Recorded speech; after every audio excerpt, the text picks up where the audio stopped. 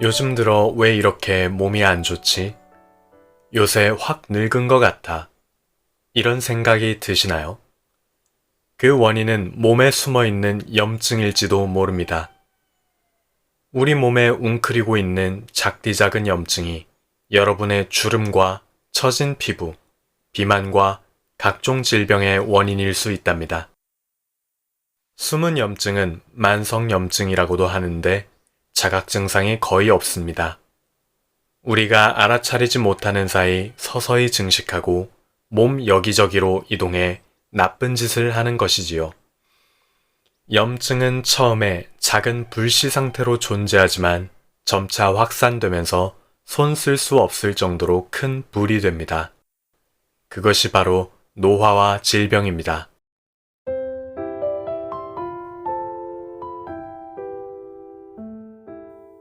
안녕하세요. 탐나는 책입니다.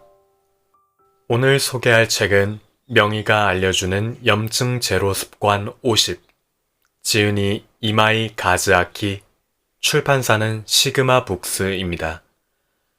저자는 병소질환의 명의로서 자연 치유력을 높여 가능하면 약을 쓰지 않고 치료하는 의사로 유명한데요. 병소질환이란 몸의 일부에 생긴 작은 염증이 다른 부위까지 퍼지게 되고 큰 질병을 일으키는 것을 말합니다. 놀랍게도 저자의 클리닉을 찾은 환자들 중 98%는 몸에 염증이 있었으며 이들 중 절반 이상은 염증이 있다는 것을 알아차리지 못한다고 합니다. 어느 순간 세포가 손상되고 장기와 혈관의 기능이 저하되고 나서야 병에 걸린 것을 깨닫게 됩니다. 그래서 만성염증을 조용한 살인자라 부릅니다. 저자는 체내의 모든 곳에는 숨은 염증, 즉 만성염증이 도사리고 있을 가능성이 있다고 말합니다. 다행히 이 책에서는 염증을 없애고 예방하는 방법을 소개하고 있습니다. 음식과 호흡, 운동, 잠자는 법 등 누구나 마음만 먹으면 실행할 수 있는 방법들인데요.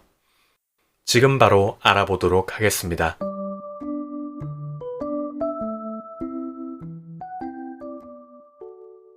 노화와 병은 염증이 만든다.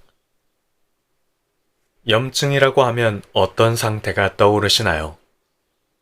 일반적으로 감기에 걸려서 목이 부어 침을 삼킬 때 아프거나 벌에 쏘인 곳이 빨갛게 부어오르고 욱신욱신 쑤시는 증상이 떠오를 것입니다.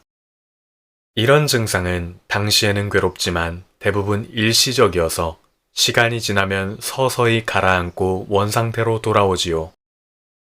그런데 개 중에는 우리 몸의 같은 부위에서 염증이 오래 지속되는 경우가 있습니다. 이처럼 오래가는 염증은 다양한 질병과 관련이 있다고 밝혀졌습니다. 염증이 오래가면 세포와 혈관이 손상되고 악화돼 질병이 발생합니다.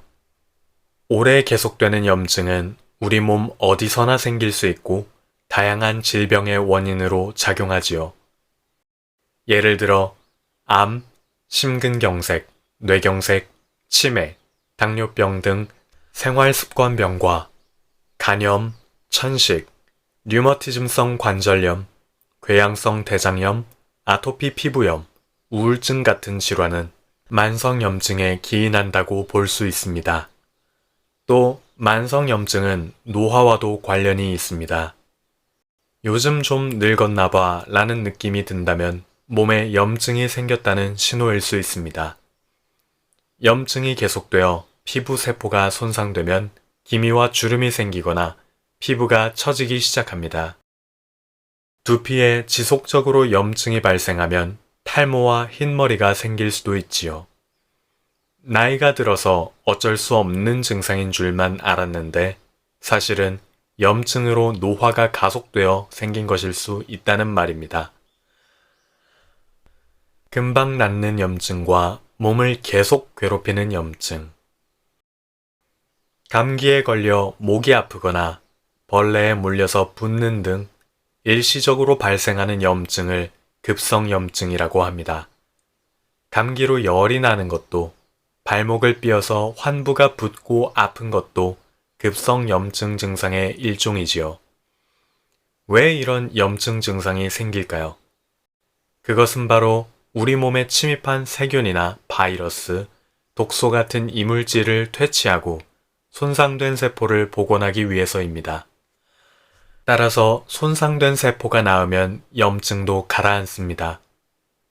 감기 증상이나 벌레에 물려서 생긴 부기도 일정 시간이 지나면 자연스럽게 원래대로 돌아옵니다. 그런데 염증을 일으키는 물질을 제거하지 못해서 시간이 지나도 염증이 가라앉지 않고 오래 질질 끄는 일이 있습니다. 이처럼 장기간 계속되는 염증을 만성염증이라고 합니다. 원래는 몸을 보호하기 위해 염증이 발생하지만 오래 지속되면 세포의 회복이 이를 따라가지 못하고 신체 기능이 저하하거나 제 역할을 하지 못하게 됩니다. 만성염증은 급성염증이 계기가 되어 시작되기도 합니다. 같은 부위에 여러 번 이물질에 의한 자극이 가해져 여러 번 염증이 생기면서 그 염증이 만성화되는 것입니다. 사실 코로나 후유증도 만성염증과 관련이 있다고 보입니다. 보통은 코로나 바이러스에 감염되어 급성염증이 생기고 면역세포가 바이러스를 퇴치하면 염증이 가라앉고 몸이 회복됩니다. 그런데 어떤 이유로 염증이 만성화가 되어서 바이러스는 검출이 되지 않지만 여전히 몸 상태가 좋지 않은 것이지요. 제 클리닉에도 코로나 후유증으로 보이는 증상으로 환자들이 많이 방문합니다. 나른함, 숨이 참, 브레인 포그, 미열, 후각과 미각의 이상, 우울증 등 저마다 다양한 증상이 나타납니다. 그 밖에 아토피 피부염이나 알레르기 질환, 류머티즘성 관절염 등 자가 면역 질환이라고 불리는 질병도 만성염증이 원인입니다. 본래는 몸을 지켜주는 면역 기능이 자신의 몸을 공격해 오랜 기간 염증이 계속되어 발병합니다. 만성염증은 조용한 살인자. 마치 불꽃처럼 급속히 타올랐다가 확 꺼지는 것이 급성염증이라고 하면 만성염증은 작은 불씨와 같지요. 불씨가 살아나 서서히 번지는 것처럼 우리 몸을 갉아먹다가 마지막에는 큰 병을 일으킵니다. 만성염증으로 인한 질병의 무서운 점은 급성염증처럼 강한 증상이 없다는 것입니다. 그래서 왠지 모르게 몸 상태가 좋지 않다고 느낄 수는 있어도 대부분은 자각하지 못하지요. 자각 증상이 없이 같은 곳에 염증이 계속되어 어느 순간 세포가 손상되고 장기와 혈관의 기능이 저하되고 나서야 병에 걸린 것을 깨닫습니다. 그 때문에 만성염증은 조용한 살인자라고도 불립니다. 간염이 간경변증, 간암으로 발전한다. 간의 염증이 6개월 이상 지속되는 상태를 만성 간염이라고 합니다. 만성 간염의 가장 큰 원인으로 간염 바이러스를 들 수 있습니다. B형이나 C형 간염 바이러스에 감염되면 일시적인 염증인 급성 간염이 생겼다가 치유되는데 개중에는 염증이 낫지 않고 오래 가다가 만성 염증이 되기도 합니다. 이 밖에 알코올, 건강하지 못한 식생활, 운동 부족 등 생활 습관이 원인이 될 수 있습니다. 간에서 만성적인 염증이 일어나면 간세포가 망가졌다가 회복되고 다시 망가졌다가 회복되는 파괴와 재생이 반복됩니다. 그러면 세포가 정상적으로 복구되지 않고 섬유 성분이 축적되면서 섬유화가 일어납니다. 그 결과 간 조직이 유연함을 잃고 굳어지면서 간 기능이 저하됩니다. 이것이 바로 간경변증입니다.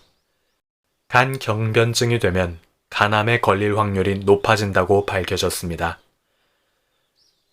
만성 위염이 위암으로 발전한다. 주로 헬리코박터균 감염 때문에 일어나는 만성 위염은 말 그대로 만성 염증에 따른 질병 중 하나입니다. 대부분 헬리코박터균은 어릴 때 감염된다고 알려져 있는데 그 균에 감염된 사람 중 상당수가 위염이 생깁니다. 하지만 대부분 증상을 느끼지 못하지요. 위염이라고 하면 위가 따끔거리거나 속이 쓰리거나 구역질이 나는 증상을 떠올리는데 그것은 폭음과 폭식, 알코올 과다 섭취 등으로 일어나는 급성 위염입니다. 헬리코박터균 때문에 일어나는 만성 위염은 체하거나 메스꺼움 등의 증상이 나타날 수 있지만 증상이 강하지 않고 아예 증상이 없는 사람도 있습니다. 자각 증상이 없어서 만성 위염을 치료하지 않으면 만성 간염과 마찬가지로 위의 표면인 점막이 얇아지고 위축되는 위축성 위염이 될 수 있습니다. 위축성 위염이 진행되어 결국 위암에 걸리기도 합니다. 동맥경화가 심근경색, 뇌경색으로 발전한다. 동맥경화는 탄력 있고 유연한 혈관이 딱딱해지고 약해지는 질병입니다. 호스를 새로 사면 부드럽고 탄력이 있지만 오래 사용하면 딱딱해져 찢어지는 것과 같습니다.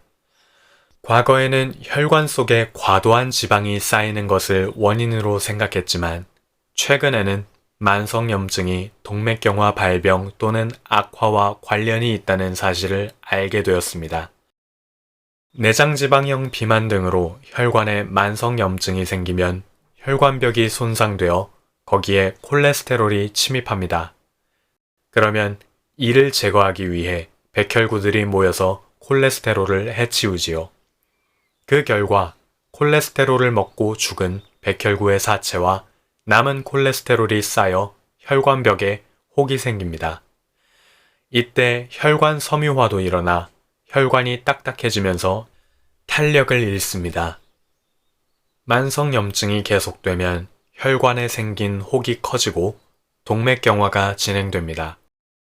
결국 플라크가 터지면 그 상처를 치유하기 위해 혈액 덩어리가 생기는데 그것이 혈전이 되어 혈관을 막아버립니다.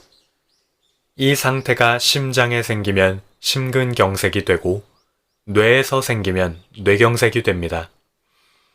이제 만성염증이 아무도 모르게 생명에 지장이 있는 질병을 일으킬 수 있다는 것을 이해하셨지요? 만성염증은 몸의 기능을 저하시키므로 곧바로 병에 걸리지 않아도 몸 상태를 악화시키는 원인이 됩니다. 병원에서는 아무 이상이 없다고 하지만 본인은 왠지 몸이 좀 안 좋은데 라고 느낀다면 여러분의 몸에 만성염증이 자리 잡은 상태일 수도 있습니다. 온몸 구석구석에 병을 옮기는 만성염증. 또 하나, 만성염증의 무서운 점은 염증이 불똥이 튀듯이 또 다른 질병을 일으키는 것입니다. 염증이 생기면 사이토카인이라는 염증 물질이 생성됩니다. 이 물질은 우리 몸에 이물질이 침입했음을 알리며 염증을 일으키는 작용을 합니다. 면역 기능에 필요한 물질이지만 염증이 오래가면 과다 생성되어 염증을 더욱 촉진합니다. 게다가 사이토카인은 염증으로 손상된 혈관에 파고들어 온몸에 다양한 질병을 일으키기도 합니다. 나쁜 치아 상태가 당뇨병과 치매 등 무서운 병을 일으킨다. 알기 쉬운 예가 치주질환입니다. 치주질환 세균에 감염되어 만성염증이 생기고 치주질환에 걸리면 염증 물질이 혈액을 타고 온몸으로 퍼져서 여러 가지 질병을 일으킨다고 알려져 있습니다. 그중 하나가 류머티즘성 관절염이며 그 밖에도 당뇨병이 유명하지요. 사이토카인은 혈당을 낮추어주는 인슐린이라는 호르몬의 기능을 약화시킵니다. 따라서 혈당이 쉽게 올라가게 됩니다. 반면 당뇨병 환자가 치주 질환을 치료하면 혈당 조절이 잘 된다는 연구 보고도 많이 있습니다. 또 치매도 치주 질환과 관련이 있는 질병입니다. 알츠하이머병은 뇌에 아밀로이드 베타라는 단백질이 축적되면서 발생되는 뇌 질환으로 알려져 있습니다. 놀랍게도 치주 질환으로 입안에 늘어난 사이토카인이 뇌로 옮겨가면 아밀로이드 베타가 뇌에 증가한다고 합니다. 쥐를 이용한 일본 규슈대학 실험에 따르면 인간의 40에서 60대에 해당하는 쥐에게 3주간 치주질환 세균을 투여했더니 뇌 속 아밀로이드 베타가 10배로 늘어나 기억력이 떨어졌다고 합니다. 이 밖에 치주질환의 만성염증이 여기저기 튀면서 위험이 커지는 질병으로는 동맥경화와 뇌경색, 심근경색, 폐렴을 들 수 있습니다. 모두 만성염증으로 인해 생기는 병입니다. 입안에서 생긴 만성염증이 몸의 곳곳에 퍼져 지금 가장 두려워하는 질병의 원인이 된다는 사실을 잘 알 수 있지요. 지금까지 만성염증으로 일어나는 질병을 다루었는데 이것들은 일부 사례일 뿐입니다. 만성염증은 모든 내장과 기관, 몸 곳곳에 생길 수 있습니다. 또한 염증이 전신에 퍼지면서 몸의 기능을 점점 저하시킵니다. 음식으로 염증 제로. 염증 제로 습관 첫 번째. 위의 80%만 먹는 습관으로 장수 유전자 온. 만성염증을 예방하거나 개선하고 싶다면 과식은 금물입니다. 몸에 쌓인 지방이 만성염증을 일으키기 때문입니다. 게다가 과식을 하면 서투인 유전자가 제대로 작동하지 않는다는 사실도 알려져 있습니다. 서투인 유전자는 일명 장수 유전자라고도 불리는데요. 인간의 세포는 분열을 반복하며 신진대사를 하는데 분열 횟수에는 한계가 있습니다. 서투인 유전자는 이 세포 분열의 횟수를 늘려 신진대사를 활발하게 함으로써 노화를 억제합니다. 반면 분열 횟수의 한계를 맞은 세포는 더 이상 신진대사를 하지 못해 노화세포가 됩니다. 노화세포가 축적되면 사이토카인과 같은 염증을 촉진하는 물질이 분비되면서 만성염증이 생깁니다. 즉, 서투인 유전자로 노화세포 축적을 억제할 수 있으니 노화를 막고 만성염증 예방에도 도움이 된다는 것입니다. 또 서투인 유전자는 만성염증을 개선하는 데 직접적인 작용을 한다는 보고도 있습니다. 그런데 서투인 유전자는 평소에는 스위치가 꺼져 있어서 거의 작동하지 않습니다. 스위치를 켜려면 첫 번째, 칼로리를 과도하게 섭취하지 않고 두 번째, 공복감을 느끼는 시간을 만들어야 합니다. 그러려면 우선 매 끼니를 위의 80%만 먹는 것이 중요합니다. 한 숟가락 더 먹고 싶을 때가 숟가락을 내려놓을 때인 것이지요. 빨리 먹는 것도 과식의 원인이므로 천천히 잘 씹어 먹도록 합시다. 또한 먹는 양을 시각화하는 것도 효과적입니다. 큰 접시에 담은 반찬을 젓가락 가는 대로 먹다 보면 먹는 양을 알 수 없어서 아무래도 과식하기 쉽습니다. 식사할 때는 음식을 1인분씩 담아서 먹는 것이 가장 좋습니다. 염증 제로 습관 세 번째. 한 번에 30번 씹는다. 밥을 먹을 때는 꼭꼭 씹어서 먹어라. 선생님이나 부모님에게 누구나 한 번쯤은 들어봤을 말인데요. 너무 많이 들어서 지겹다는 사람도 많겠지만 사실은 이 잔소리는 만성염증을 예방하거나 개선하는 데 효과적이라는 사실을 알고 있나요? 그 비밀은 침에 있습니다. 음식을 씹으면 뇌를 자극해 반사적으로 침이 분비됩니다. 침은 몸의 녹을 제거해 줍니다. 침에는 항산화 작용을 하는 글루타치온 퍼옥시다아제라는 효소가 함유되어 있기 때문입니다. 또한 침에는 항바이러스와 항균 작용을 하는 물질도 들어 있습니다. 다시 말해 우리 몸에 나쁜 균이 침입하지 않도록 막는 역할도 하는 것이지요. 침이 충분히 분비되면 염증을 일으키는 균에 잘 감염되지 않습니다. 예를 들어 치주질환도 감염병의 일종으로 만성염증을 동반하는데 침에는 치주질환의 원인인 치주질환균의 증식을 억제하는 락토페린과 락토페르옥시다아제라는 성분이 들어 있습니다. 이 성분은 치주질환균뿐만 아니라 여러 다양한 병원균에 대한 항균 작용과 항염증 작용을 합니다. 이렇게 건강에 긍정적인 영향을 미치는 침은 20대를 정점으로 서서히 분비량이 감소합니다. 아기는 늘 침을 많이 흘리지만 나이가 들면 입안이 마르기 쉽지요. 침이 충분히 분비되고 있다는 것은 건강하다는 증거입니다.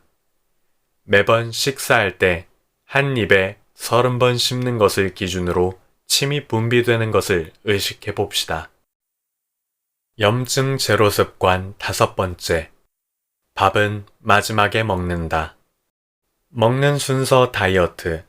채소 먼저 라는 말이 널리 퍼지고 그것을 실천하는 사람도 크게 늘었습니다. 이러한 식사법은 식이섬유가 많은 채소부터 먹기 때문에 탄수화물에 포함된 당질의 흡수를 억제하는 효과가 있습니다. 한편 최근 확산되고 있는 고기 먼저, 단백질 먼저라는 개념도 있습니다. 고기와 생선 등 단백질을 섭취하면 인크레틴이라는 호르몬이 분비되어 위의 기능이 저하되고 당질 흡수가 느려진다고 합니다.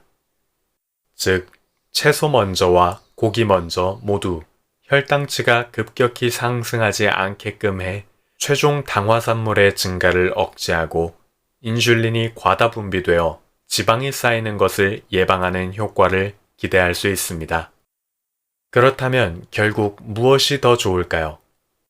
처음에 무엇을 먹느냐는 중요하지 않습니다.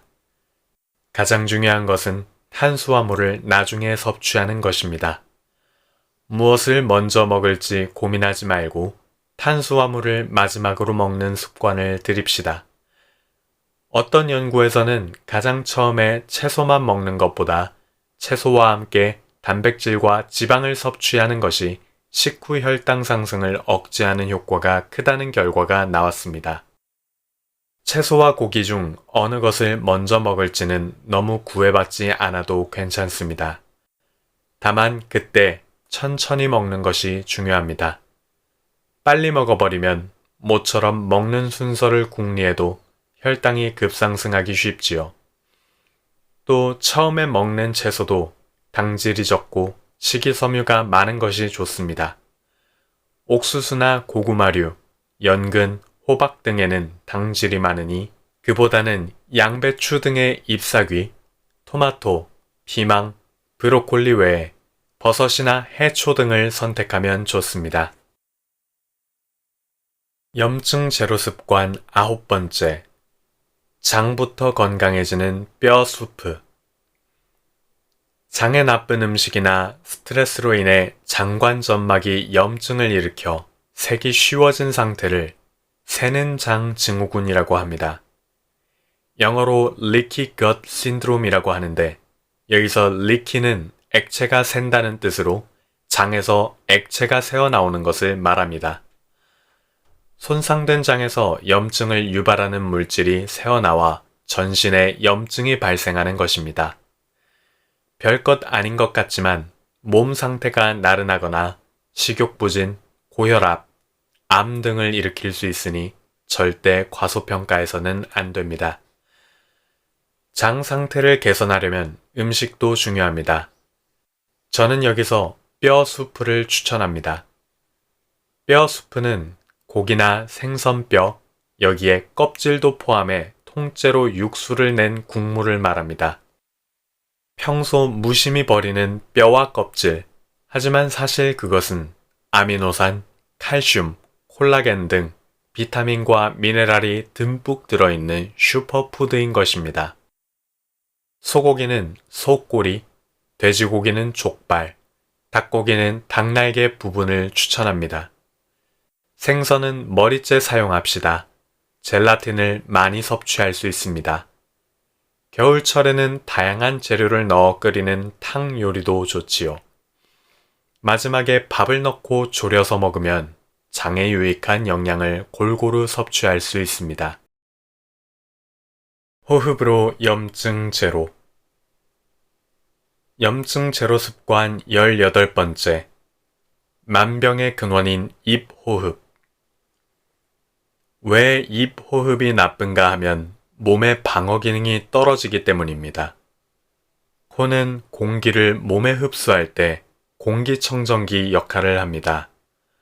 코털이 공기 중의 먼지와 꽃가루를 막아주고 코 점막과 점막에 난 가늘고 짧은 섬모가 세균과 바이러스 등의 유해물질을 여과해주는 것이지요. 동시에 코는 가온과 가습 기능도 갖추고 있습니다. 세균과 바이러스의 번식을 막으려면 차가운 공기와 건조함은 금물인데 코로 흡입한 공기는 비강 내에서 데워져 축축한 상태에서 폐로 보내집니다. 반면 입은 원래 먹기 위한 기관이기 때문에 코와 같은 방어 기능이 없습니다. 입으로 호흡을 하면 바이러스와 세균 등 유해물질이 침투해 번식하기 쉬워지는 데다 체내에 지속적으로 유해물질이 침입하면 만성 염증이 유발될 위험이 커집니다. 다음과 같은 사람은 입으로 숨 쉬고 있을 가능성이 크니 당장 코호흡으로 전환시킵시다. 정신을 차리고 보면 입이 벌어져 있다. 입 안이 쉽게 마른다. 입술이 마르고 쉽게 거칠어진다. 코 막힘이 있다. 코를 곤다. 자고 일어났을 때 가끔 목이 아프다. 입 냄새가 심하다. 염증 제로 습관 19번째. 아래로 처진 혀를 올바른 위치로 되돌리자. 만성염증의 원인이 되는 무서운 입 호흡.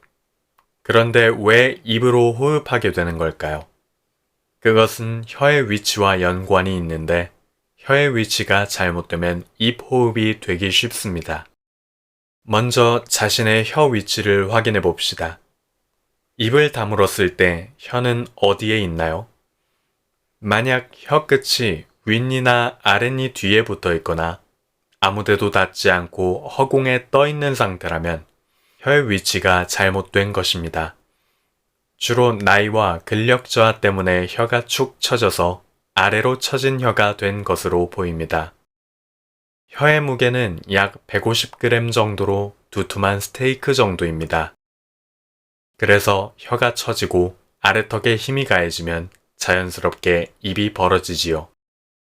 이것이 입으로 숨을 쉬는 원인입니다. 올바른 혀의 위치는 혀가 윗턱에 딱 붙어 있는 상태입니다. 혀를 앞니 뒤에서 윗턱 쪽으로 돌리면 약간 움푹 들어간 위치에 닿을 것입니다. 그래서 코로 숨을 들이마시면 혀가 윗턱에 붙습니다. 그곳이 혀의 올바른 위치입니다. 그 위치에 혀를 두었는데 거북하거나 금방 지치는 사람은 평소 혀 근육이 약해졌다는 뜻이지요. 평소 의식하면서 혀의 잘못된 위치를 교정하도록 합시다. 염증 제로 습관 20번째. 아이우베 체조로 혀를 단련하자. 혀를 올바른 위치에 두면 힘들거나 어느새 혀가 아래로 내려가는 사람은 혀의 노화가 진행되고 있는 상태입니다. 혀 근육이 쇠약해진 것이지요. 하지만 걱정할 필요는 없습니다. 연습을 하면 나이와 상관없이 혀의 근력을 강화할 수 있으니까요. 혀의 근력 운동을 하면 됩니다. 제가 고안한 기본 근력 운동 방법은 아이우베 체조입니다. 현재 일본 전국의 의료기관과 병원, 돌봄시설, 초, 중, 고교에서 널리 도입되고 있습니다. 하루에 30회가 기준입니다. 입과 혀를 되도록 크게 움직여 근육을 단련해 봅시다. 입 안이 건조해지지 않는 게 좋으므로 목욕 중에 할 것을 특히 추천합니다. 단, 목욕 중 한 번에 30회 연속으로 하는 것이 귀찮은 경우는 하루 3번, 10회씩 나누어 해도 괜찮습니다. 1. 아 하고 입을 크게 벌린다. 2. 이 하고 입을 옆으로 벌린다. 3. 우 하고 입을 모아서 강하게 앞으로 내민다. 4. 배 하고 최대한 혀를 아래쪽으로 내민다. 염증 제로 습관 22번째. 입 체조로 삼키는 기능을 강화한다. 고령자가 사망하는 원인 질병 중 하나로 폐렴이 꼽힙니다. 이름 그대로 폐에 염증이 생기는 병인데 70대 연령에서는 4인 4위, 80세 이상에서는 3위를 차지합니다. 고령자의 폐렴 중 상당수가 오연성 폐렴입니다. 음식을 잘못 삼켜서 원래 공기만 들어가는 폐나 기관에 엉뚱하게 침이나 음식물이 들어가 몸이 이물질이 들어왔다고 반응해 만성염증이 생기는 것이지요. 왜 잘못 삼키는 걸까요? 혀와 목 등의 근력이 저하되거나 반사신경이 약해져 물질을 삼키는 기능이 노화되었기 때문입니다. 그래서 추천하고 싶은 것이 삼키는 기능을 단련하는 입체조입니다. 특히 요즘 사례가 잘 들린다, 발음이 나빠졌다고 느끼는 사람은 입의 기능이 쇠약해지고 있다는 신호이므로 적극적으로 연습해 봅시다. 입과 혀의 움직임을 부드럽게 하는 보글보글 체조. 1. 입에 물을 약간 머금는다. 입을 꼭 다물고 양볼을 부풀린 다음 10초 동안 보글보글 가글을 한다. 2. 오른쪽 뺨만 10초, 왼쪽 뺨만 10초 보글보글 가글을 한다. 3. 입 윗부분에서 10초, 아랫부분에서 10초 가글을 한 다음 뱉는다. 삼키는 힘을 단련하는 이마 체조. 이마에 손바닥을 대고 이마와 손이 서로 밀도록 한다. 시선은 배꼽을 본다. 울대뼈에 힘이 들어가는지 확인하고 5초간 유지한다. 단, 목에 통증이 있거나 고혈압인 사람은 피한다. 삼키는 힘을 키우는 울대뼈 체조. 1. 침을 삼키고 울대뼈를 올리고 그대로 5초간 유지한다. 울대뼈에 손을 얹으면 알기 쉽다. 2. 하하고 숨을 배에서 단숨에 내뱉는다. 침 분비를 촉진하는 마사지. 1. 귀밑샘 마사지. 좌우 귀 앞쪽, 위 어금니 부근에 손가락을 대고 10회 정도 원을 그리듯 마사지한다. 2. 턱밑샘 마사지. 턱뼈 안쪽 부드러운 부분에 엄지손가락을 대고 귀 아래쪽에서 턱을 향해 서너 군데를 5번씩 누른다. 3. 혀밑샘 마사지. 턱 밑 혀뿌리 부근의 부드러운 부분에 두 엄지손가락을 대고 천천히 10번 정도 누른다. 운동으로 염증 제로. 염증 제로 습관 29번째. 보통 산책보다 효과가 높은 인터벌 속보. 시니어에게 인기 있는 걷기에도 항염증 효과를 기대할 수 있습니다. 하지만 이왕 걷는다면 인터벌 속보를 하는 게 어떨까요? 이것은 빨리 걷기와 천천히 걷기를 번갈아 반복하는 방식입니다. 보통 속도로 걷는 것보다 빨리 걷는 것이 운동 강도가 올라가고 근육에 자극이 됩니다. 천천히 걷기와 번갈아 하기 때문에 쉽게 지치지 않고 체력에 자신이 없는 사람도 시작하기 쉬운 것이 핵심이지요. 신슈대학 대학원 특임교수 노세 박사가 제창한 이 걷기법은 과학적으로도 효과가 입증되었습니다. 미토콘드리아를 활성화하거나 활성산소를 제거하는 효과가 있다고 합니다.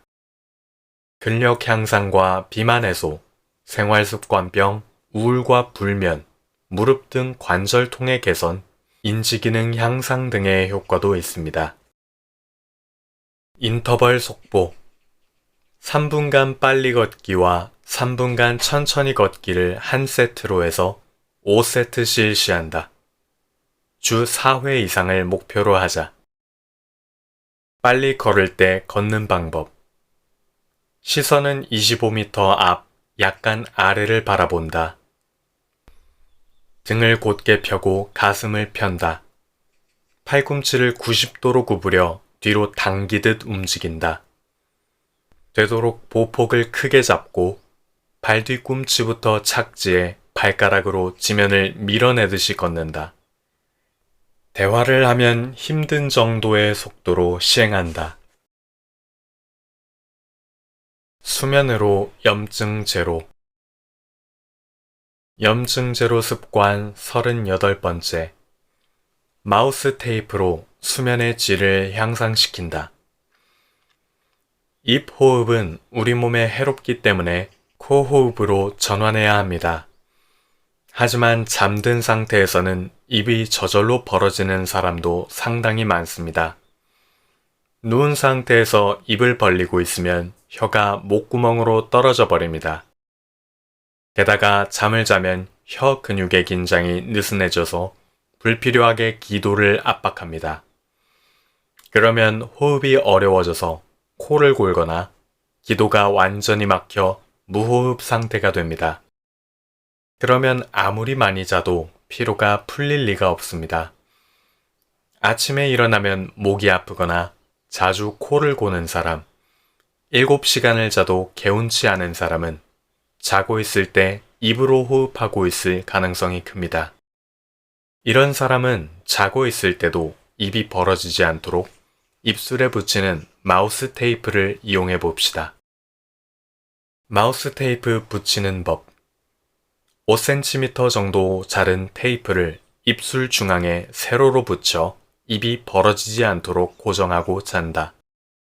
마우스 테이프로는 피부에 좋은 의료용 테이프, 서지컬 테이프나 반창고 등을 사용합니다. 또는 시판되고 있는 전용 테이프를 사용해도 좋습니다.